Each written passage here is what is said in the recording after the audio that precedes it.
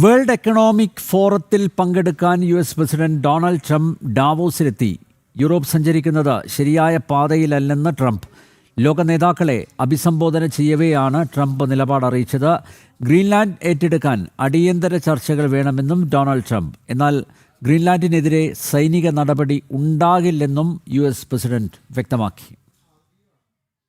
We probably won't get anything unless I decide to use excessive strength and force where we would be, frankly, unstoppable.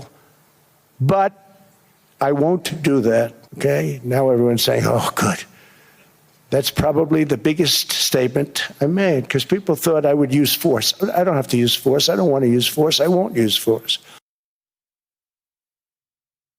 ഈ വാർത്തയുടെ വിശദാംശങ്ങളുമായി international news ഡെസ്കിൽ നിന്ന് ഐസൻ ജോസ് ചേരുന്നു. ഐസൻ, യൂറോപ്പിനോടുള്ള അതൃപ്തി Donald Trump പ്രകടിപ്പിച്ചിട്ടുണ്ട്. പക്ഷേ ഗ്രീൻലാൻഡ് ഏറ്റെടുക്കാൻ ഉള്ള ഒരു പെട്ടെന്ന് തന്നെ ഒരു നടപടി ഉണ്ടാകും എന്ന് അദ്ദേഹം പറഞ്ഞില്ല, അല്ലേ? എന്താണ് ഡൊണാൾഡ് ട്രംപിൻ്റെ വാക്കുകളിൽ നിന്ന് മനസ്സിലാക്കേണ്ടത്?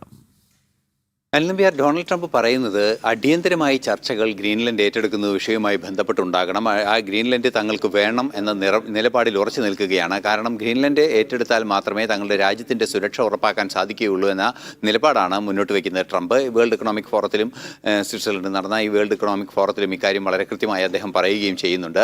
അതിനുള്ള ചർച്ചകൾ അടിയന്തരമായി ആരംഭിക്കുകയും അല്ലാത്ത പക്ഷം ഒരു സംഘർഷത്തിലേക്ക് കാര്യങ്ങൾ നീങ്ങാനുള്ള സാധ്യതയുണ്ടെന്നും പറഞ്ഞതിന് ശേഷമാണ് ഒരു സൈനിക നീക്കത്തിൻ്റെ സാധ്യതയുണ്ടായാൽ അത്തരത്തിലുള്ള സൈനിക നീക്കം നടത്തിയാൽ വലിയ തോതിൽ അത് കൈയടക്കാനുള്ള നീക്കങ്ങൾ നടത്താൻ തങ്ങൾക്കാകുമെന്നും ഒരു ശക്തമായ നീക്കത്തിനുള്ള സാധ്യതയുണ്ടെന്നും അദ്ദേഹം പറഞ്ഞതിന് ശേഷമാണ് അക്കാര്യത്തിലേക്ക് നീങ്ങില്ല, അത്തരത്തിൽ സൈനിക നടപടി ഉണ്ടാകില്ല എന്ന ഒരു ഉറപ്പ്, ഒരു വാഗ്ദാനം പോലെ പലതവണ ആവർത്തിച്ച് അദ്ദേഹം പറയുകയും ചെയ്തത്. പക്ഷേ അതിൽ നിന്നും ലഭ്യമാകുന്ന സൂചനകൾ വായിക്കുമ്പോൾ ഏറെ ഗൗരവമേറിയ ചില സാഹചര്യങ്ങളുണ്ട്.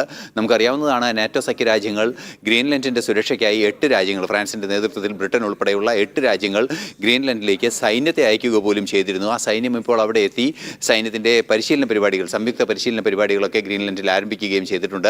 ഈ ഒരു പശ്ചാത്തലത്തിലാണ് നാറ്റോ അംഗരാജ്യങ്ങളുമായുള്ള ബന്ധത്തിൽ പോലും ചില നാറ്റോയുമായുള്ള ബന്ധത്തിൽ പോലും ചില വിള്ളലുണ്ടായിരിക്കുന്നത് അമേരിക്കയുമായി. ഈ ഒരു പശ്ചാത്തലത്തിലാണ് ട്രംപിൻ്റെ ഇത്രയും രൂക്ഷമായ വാക്കുകളും മറുപടിയും ഉണ്ടായിരിക്കുന്നത് എന്നതാണ് യാഥാർത്ഥ്യം. എന്നാൽ ഗ്രീൻലാൻഡ് ഏറ്റെടുത്തേ പറ്റൂ, അല്ലാത്ത പക്ഷം അതിനുള്ള നടപടികൾ ഉണ്ടാകും എന്ന് മാത്രമല്ല, ഈ സൈനിക നീക്കം ഉടനുണ്ടാകില്ല എന്നൊരു സൂചനയാണ് അദ്ദേഹം നൽകുന്നതെങ്കിലും അത് ഉള്ളിൽ നിന്ന് വായിച്ചെടുക്കുമ്പോൾ, കുറെ കൂടി വിശദമായി അത് വായിച്ചെടുക്കുമ്പോൾ ഒരു പക്ഷേ സൈനിക നീക്കം ഞങ്ങൾ നടത്തിയേക്കുമെന്ന് പറയാതെ പറയുന്നൊരു നീക്കമാണ് ട്രംപിൻ്റെ ഭാഗത്തു നിന്നുണ്ടായിരിക്കുന്നത് എന്ന ഒരു നിരീക്ഷണവും പുറത്തു വരുന്നുണ്ട്. ആ ഒരു സാഹചര്യത്തിലാണ് ഗൗരവമേറിയ ഒരു പശ്ചാത്തലം ഇതിന് പിന്നിലുണ്ട് എന്ന് നമുക്ക് മനസ്സിലാക്കാൻ സാധിക്കുന്നത്. മറ്റൊരു പ്രധാന വിഷയം എടുത്തു പറയുന്നത്, യൂറോപ്പ് ശരിയായ ദിശയിലല്ല സഞ്ചരിക്കുന്നത് യൂറോപ്യൻ രാജ്യങ്ങൾ എന്ന ഒരു നിലപാടും അദ്ദേഹം പറയുന്നുണ്ട്. ഇത് ഏത് രീതിയിലുള്ള പ്രത്യാഘാതങ്ങളിലേക്കാണ് എത്തുക എന്നത് കാത്തിരുന്ന് തന്നെ കാണേണ്ടതുണ്ട്. നിലവിലെ സാഹചര്യത്തിൽ നാറ്റോ അംഗരാജ്യങ്ങൾക്കെതിരെയായ ഒരു നീക്കം, നാറ്റോ അംഗരാജ്യങ്ങളെ അംഗീകരിക്കാത്ത അല്ലെങ്കിൽ വിശ്വാസത്തിലെടുക്കാത്തൊരു നീക്കമാണ് ട്രംപിൻ്റെ ഭാഗത്തു നിന്നുണ്ടാകുന്നത് എന്നതും ഒരു യാഥാർത്ഥ്യമാണ്. ഇന്നലെ ബ്രിട്ടീഷ് പ്രധാനമന്ത്രി ഇത്തരം നീക്കങ്ങൾ അംഗീകരിക്കാനാവില്ല, അത് തെറ്റാണ് എന്ന് തുറന്നടിക്കുക, അതായത് താരിഫ് ചുമത്തുകയൊക്കെ ചെയ്തിരുന്നു. 8 രാജ്യങ്ങൾക്ക്, നേരത്തെ സൂചിപ്പിച്ച ഗ്രീൻലൻഡിനെ സഹായിക്കാൻ എത്തിയ 8 രാജ്യങ്ങൾക്ക് താരിഫ് ചുമത്തുന്നത് ഉൾപ്പെടെയുള്ള നീക്കങ്ങൾ നടത്തിയിരുന്നു. ഇതൊന്നും അംഗീകരിക്കാനാവില്ല എന്ന നിലപാട് തുറന്നടിക്കുകയും ചെയ്തിരുന്നു കെയർ സ്റ്റാമർ. ഈ ഒരു സാഹചര്യത്തിൽ കൂടിയാണ് ഈ വാക്കുകളെ പരിശോധിക്കേണ്ടത് എന്നാണ് അന്താരാഷ്ട്ര നിരീക്ഷകരെല്ലാം തന്നെ ചൂണ്ടിക്കാണിക്കുകയും ചെയ്യുന്നത്.